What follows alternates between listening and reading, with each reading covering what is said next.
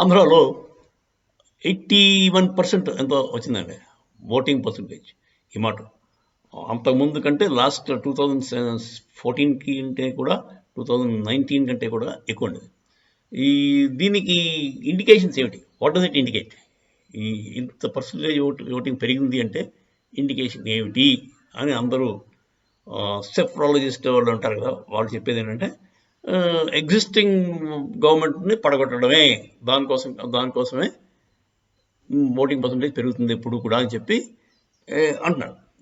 Normal indication అదే అండి. నార్మల్గా ఒక ఒక ఒక గవర్నమెంట్ మీద కొంచెం విరక్తి చెందితే ప్రజలు చేంజ్ కావాలనుకున్నప్పుడు ఇలాగ గుంపగొత్తుగా వచ్చి వేస్తారని అందరికీ తెలిసిన విషయం అది.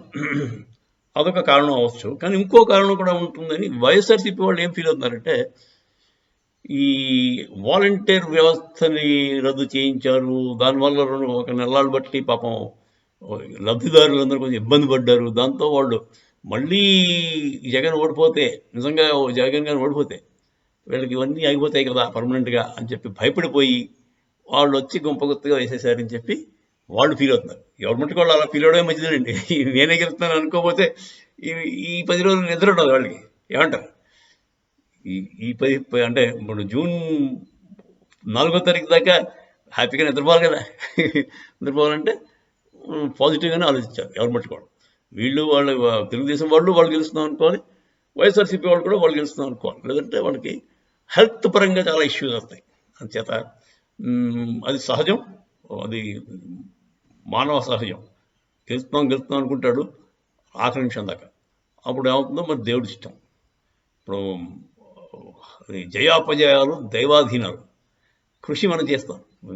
అర్జునుడు కృష్ణుడికి చెప్పాడు కదా, నీ పన్ను చేసుకెళ్ళు, అంతేగాని జయం కోసం విజయం కోసం నువ్వు తహతలు ఆడక. జయం రావచ్చు, అపజయం రావచ్చు, అది నేను చూసుకుంటా అన్నాడు కృష్ణుడు. అది అలాగా ఇప్పుడు ఏం జరుగుతుందో 4వ తారీఖు తెలుస్తుంది. అప్పుడు వాడికి తెలీదు. కాకపోతే ఎవరి మట్టుకు వాళ్ళు గెలుస్తామని అనుకుంటున్నారు. జై శ్రీరామ్.